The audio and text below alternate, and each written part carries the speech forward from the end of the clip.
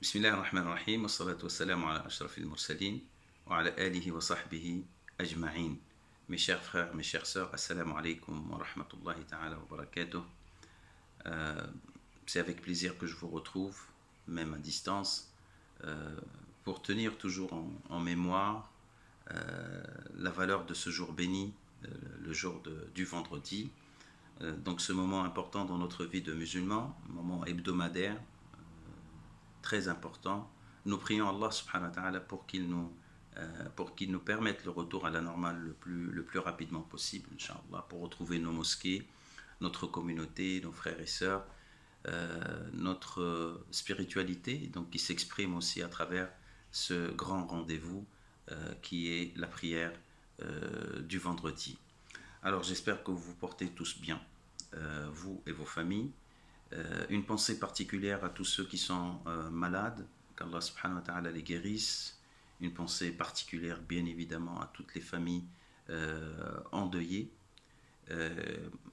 ces familles qui passent par une période d'épreuve assez difficile vu les circonstances. Qu'Allah subhanahu wa ta'ala les accompagne, qu'Allah subhanahu wa ta'ala leur donne sérénité et patience. Ceux qui sont morts, qu'Allah subhanahu wa ta'ala garde leurs âmes, qu'il leur accorde sa miséricorde. Et nous avons un message, mais vraiment très fort, à passer à nos frères et sœurs, nos amis, tous ceux qui sont en première ligne, toujours dans cet effort pour endiguer l'épidémie et offrir à chacun d'entre nous, Inch'Allah, des conditions de vie plus ou moins normales. Donc je pense à tous ces hommes et toutes ces femmes, on leur dit bon courage, et nous sommes reconnaissants envers vous. Comme dit Rasulullah sallallahu alayhi wa sallam, man la yashkuri nasa la yashkurillah. Donc celui qui ne remercie pas les gens, il ne remercie pas de fait, il ne remercie pas Allah. Donc merci à tous ces gens-là. Donc nous aujourd'hui, mes chers frères, mes chères sœurs, on est le 24 Sha'ban. Le 24 Sha'ban, une semaine presque avant le début du mois béni, du mois sacré de Ramadan.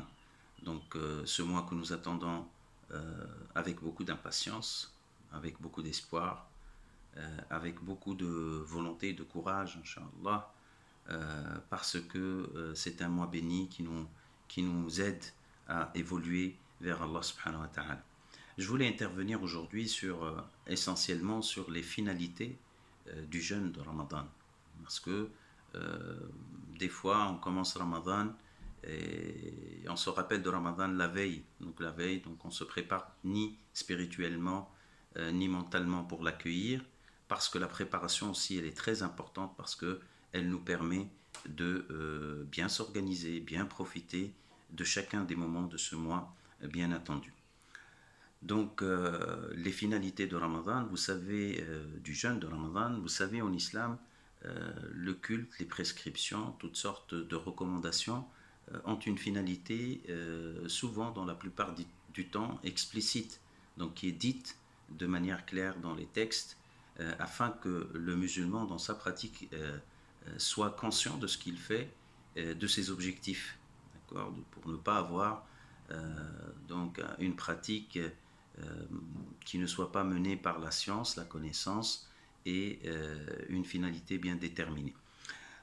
Dans la prescription de Siyam, il y a le verset de Sourate Al-Baqarah donc qui dit, Allah subhanahu wa ta'ala dit dans ce verset, Ba'da a'udhu billahi minash shaytanir rajim, Bismillahir rahmanir rahim, Ya ayyuhalladhina amanu kutiba alaykumus siyamu kama kutiba ala alladhina min qablikum la'allakum tattaqun ayyaman ma'dudat.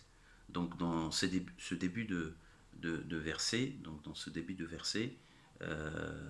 Allah subhanahu wa ta'ala, il nous explique qu'il a prescrit le jeûne à cette communauté, la communauté de l'islam, de Mohammed, comme il l'avait prescrit aux autres communautés précédentes. Donc c'est une tradition qui relève de la pratique religieuse la plus ancienne et la plus fondée, que la communauté de Mohammed a repris sous une nouvelle forme. Donc le jeûne de Ramadan, comme il s'applique, il ressemble au jeûne qui est pratiqué dans les autres religions, mais avec des caractéristiques près. On s'abstient de manger, on s'abstient de boire, on s'abstient d'avoir des relations intimes pendant la durée de la journée, donc qui commence à l'aube, al-Fajr, et qui se termine au coucher du soleil. Donc, dans ce verset, donc le verset 183 de Sourate Al-Baqarah et le début du verset 184, Allah subhanahu wa ta'ala nous explique la finalité de ce siyam.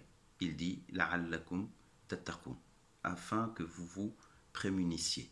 Donc, l'expression « tattaqun » qui est souvent traduite par la piété, donc c'est pas faux, mais le sens qui est le plus proche, c'est se prémunir, se préserver. Donc se préserver, préserver son âme, préserver son cœur, préserver son comportement contre toute décadence, contre tout égarement, donc, et contre toute faiblesse. Donc l'objectif de Ramadan, en vérité, c'est du siyam de Ramadan et de se rapprocher d'Allah subhanahu wa ta'ala, de parfaire son comportement, de parfaire sa spiritualité, de parfaire donc ses liens avec les gens.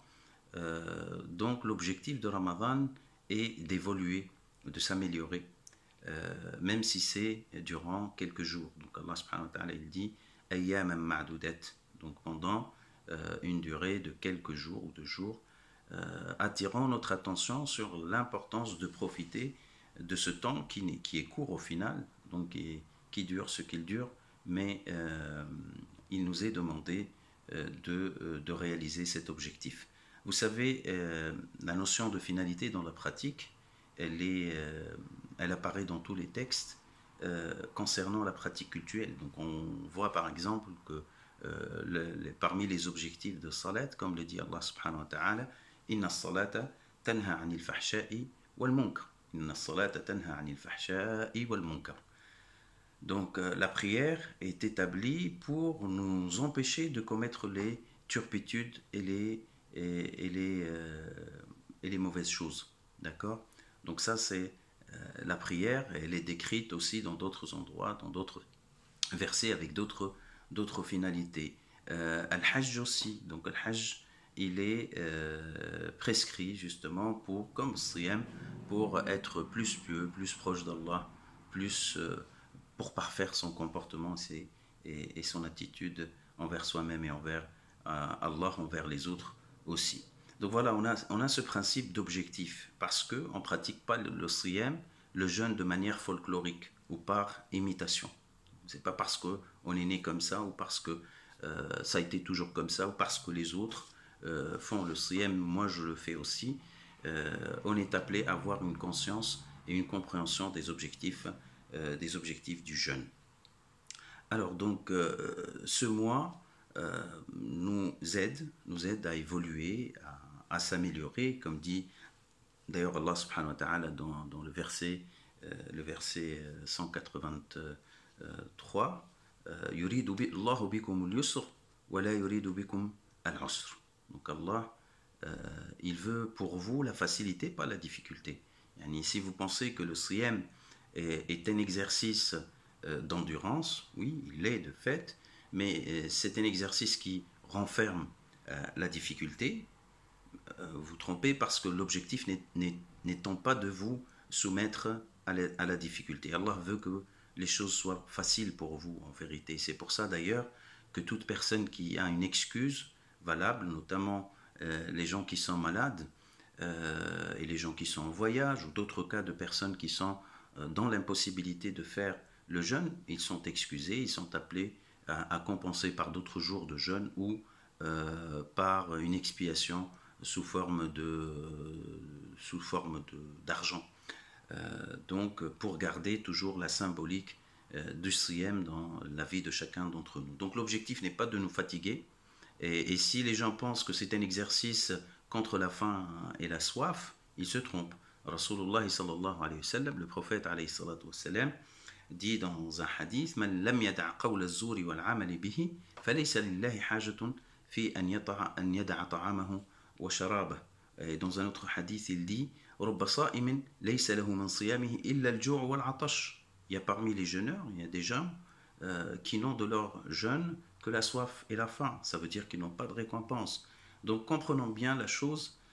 Tout acte d'adoration en islam, il a une finalité que chacun doit intégrer dans son esprit pour qu'il puisse par la suite l'observer et être fidèle, en être fidèle.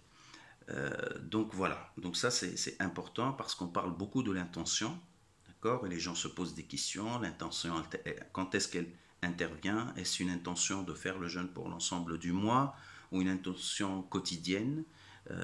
Donc quand on prend notre suhour, donc le petit goûter du matin, avant le fajr, avant l'aube,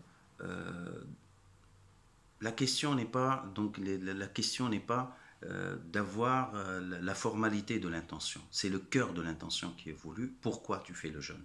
D'accord? C'est de répondre à pourquoi tu fais le jeûne. Eh bien, je fais le jeûne pour m'améliorer, pour se rapprocher davantage de Dieu, donc avoir une foi plus forte, un amour plus fort, une obéissance plus prononcée et effective dans ma vie de tous les jours envers Allah subhanahu wa ta'ala. Donc, Shahr Ramadan est un mois qui est par excellence dédié à l'éducation de soi. D'accord? On est appelé à dompter nos propres âmes, de corriger nos propres défauts. Ramadan, c'est le mois du repentir. Donc, le repentir, ça veut dire se corriger, ça veut dire améliorer notre fort intérieur et notre apparence extérieure et guérir nos failles, d'accord, guérir nos imperfections à tous les niveaux.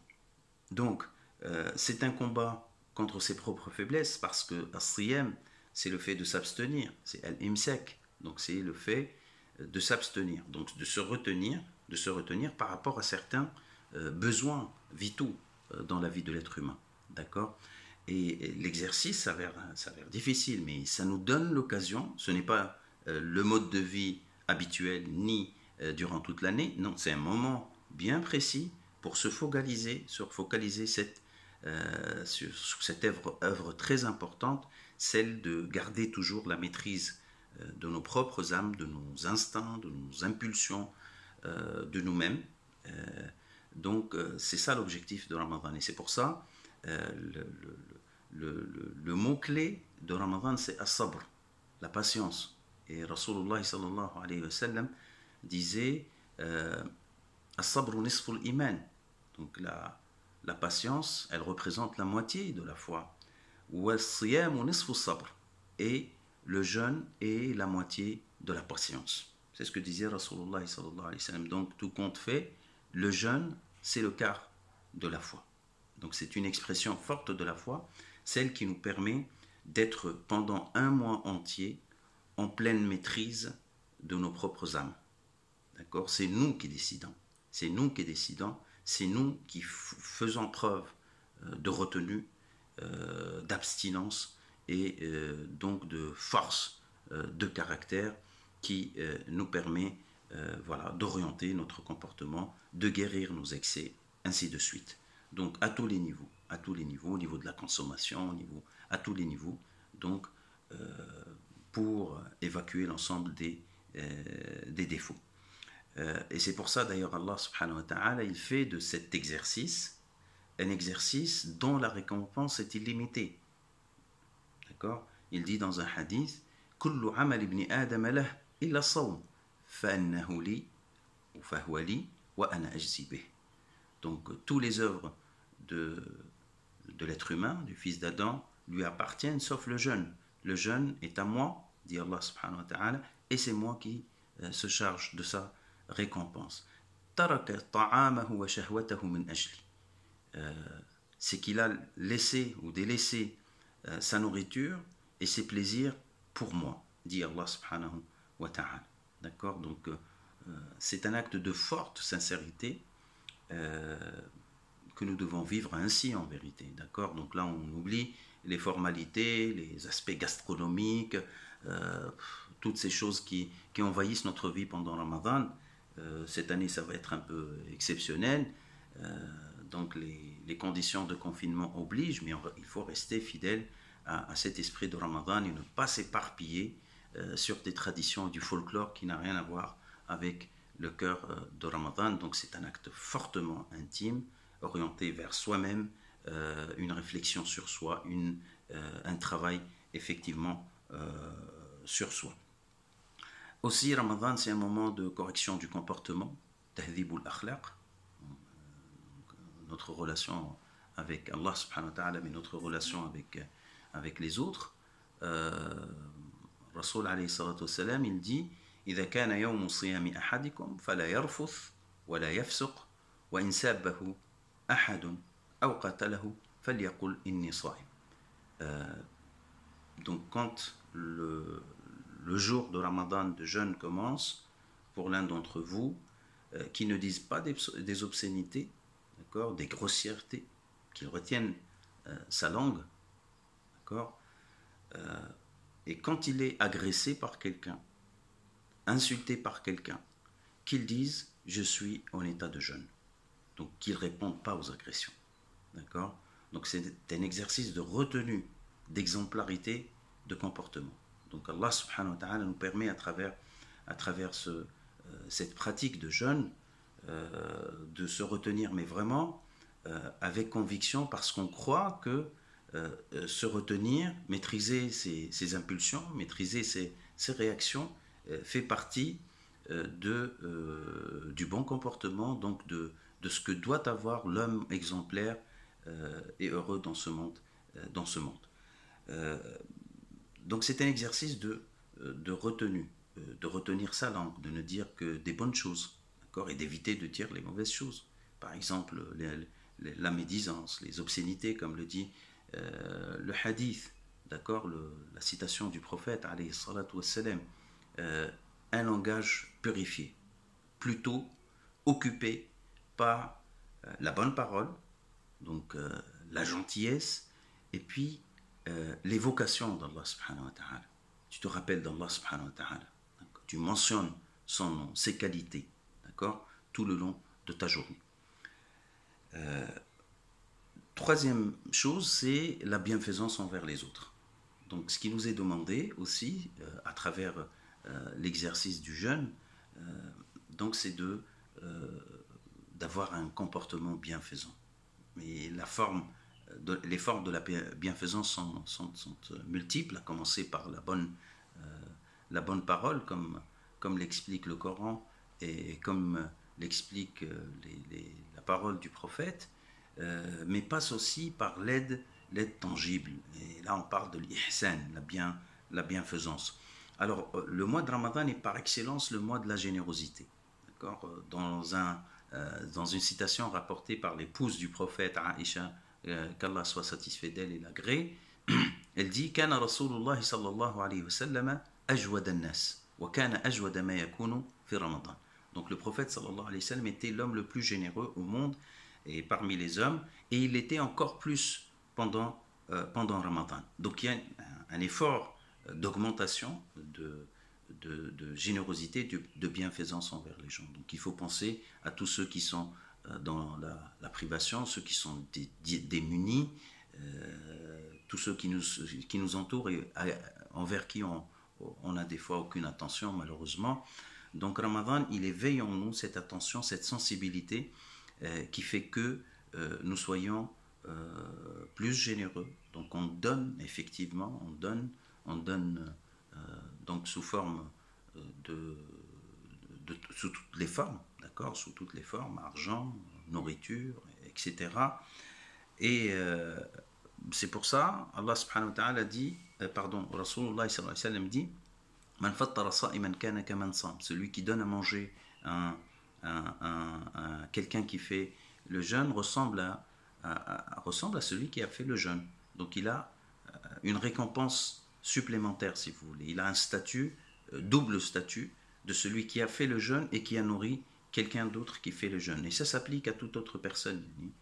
même les gens qui ne font pas le jeûne sont concernés par notre bienfaisance. D'accord? Ces centaines de gens qui n'ont pas d'abri et qui n'ont pas de nourriture, bien sûr qu'ils sont comptés parmi ceux qui doivent être touchés par notre bienfaisance et notre générosité. Le mois de Ramadan est marqué par Sadaqatul Fitr, donc l'aumône zakat de la fin du mois, donc qui est une aumône universelle à laquelle, donc, de laquelle chaque musulman doit s'acquitter à son nom et nom des membres de sa famille. Donc un grand mouvement d'argent et de solidarité donc qui passe d'une main à une autre, de la main de celui qui a les moyens aux mains de celui qui n'a pas. Donc vous voyez, Ramadan s'inscrit clairement dans ces trois niveaux. Donc le premier niveau, entretenir son âme, son cœur, son fort intérieur, son rapport à Dieu, et aussi donc le rapport avec les autres, donc le lien avec les gens, et enfin le lien avec les gens, donc le comportement, le bon comportement dans son entourage proche, dans tout son entourage, avec tous ceux donc, avec qui il a un contact, ne serait-ce qu'un contact passager dans les transports ou dans la rue ou partout. Il faut que Ramadan se ressente, la lumière de Ramadan touche chacun parmi les hommes. Et enfin, donc, on a dit la bienfaisance, donc l'aide que nous devons apporter à tout un chacun. C'est ça Ramadan pour nous. Donc, les choses qu'il faut faire, bien évidemment, le premier c'est le jeûne, avoir un jeûne complet, un jeûne bien fait, d'accord, donc avec la pensée, avec le cœur et avec l'envie de le faire, de vivre tout instant du jeûne comme un moment de construction de soi, se ressourcer dans la lecture du Coran, donc consacrer du temps pour lire Al-Qur'an al-Karim, et le Coran est appelé, Ramadan est appelé par Al-Qur'an. Allah subhanahu wa ta'ala dit « Shahru Ramadan alladhi unzila fihi al-Qur'an ». Donc le mois de Ramadan est reconnu à travers aussi la descente du Coran qui a commencé pendant ce mois béni de Ramadan. Aussi pendant Ramadan il faut faire des prières surérogatoires.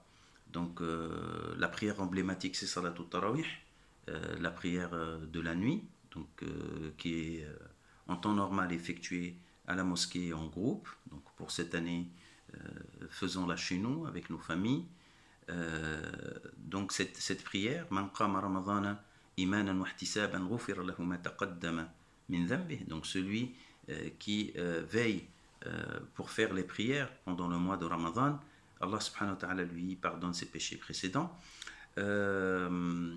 Aussi c'est un symbole de la continuité de Siyam, parce qu'il y a des gens qui, quand ils auront le Siyam, le jeûne, donc en fin de journée, le Maghrib, ils pensent que voilà, il faut revenir aux excès de toutes sortes, manger sans limite, voilà, faire des choses qui soient des fois contradictoires avec le principe du jeûne lui-même. Donc la nuit, elle suit le jour. Donc Ramadan, c'est 24 sur 24, c'est pas les 16 ou les 18 heures de jeûne, et puis on fait ce qu'on veut à tous les niveaux.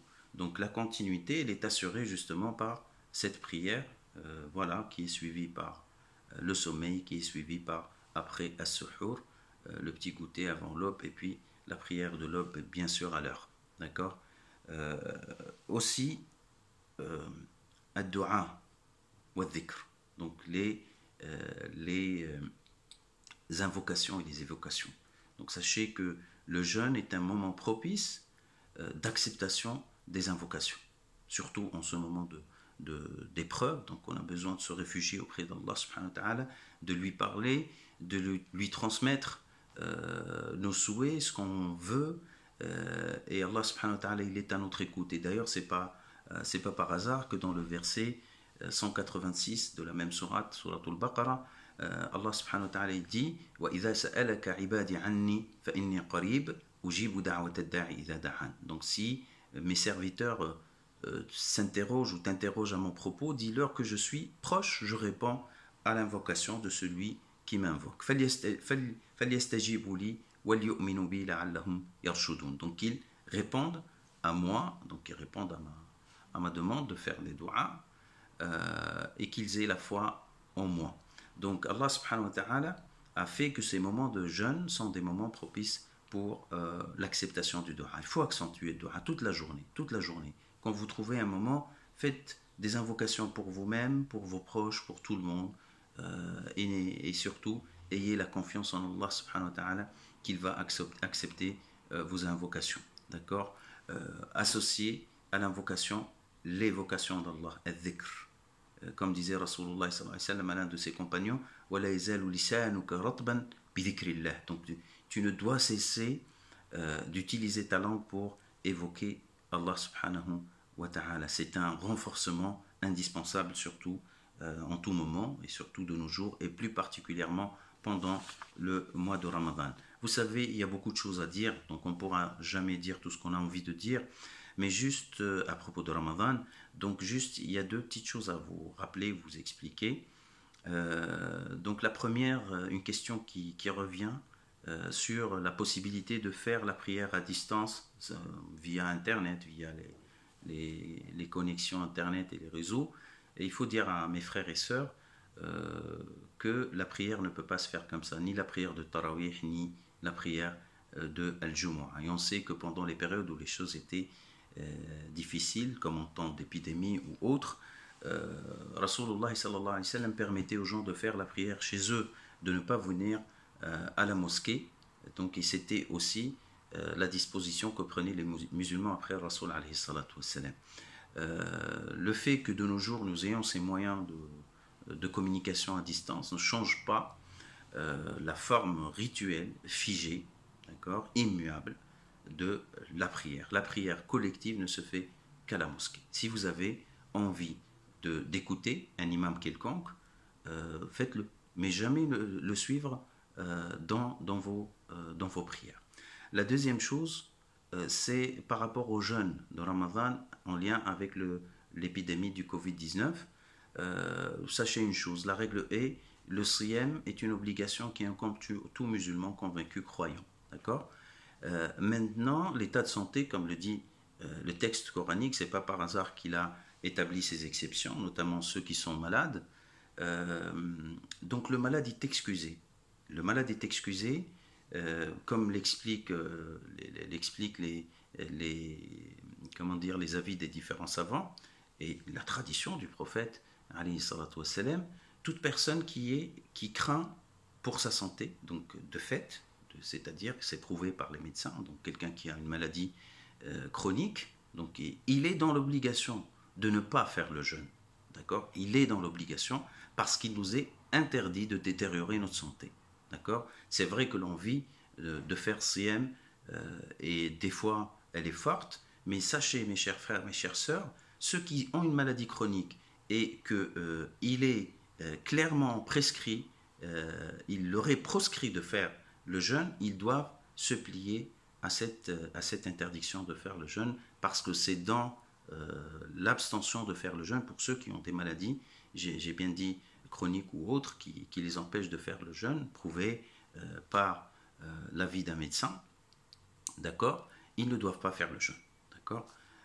Aussi, on sait que ce qui retarde la guérison d'une maladie, d'une vraie maladie, c'est-à-dire qui épuise le corps, et pour être clair, sur avis de médecin, d'accord, un ou deux médecins, il faut prendre les avis des médecins. Donc ceux qui décident, c'est pas l'imam de la mosquée, c'est le médecin qui va vous dire jeûner ou ne pas jeûner, ou jeûner avec des précautions, avec un aménagement de prise des médicaments. C'est le médecin qui doit vous dire ça, d'accord, et essayez de vous conformer à l'avis du médecin. Maintenant, avec cette épidémie, donc il n'y a rien de ce qu'on connaît jusque-là qui dit que faire le jeûne peut favoriser la contamination, on peut favoriser la propagation de ce virus. Donc ceux qui sont malades, ceux qui sont atteints, d'accord, ils prennent l'avis de leur médecin, d'accord, ils prennent l'avis de leur médecin. Quand le médecin dit on jeûne pas,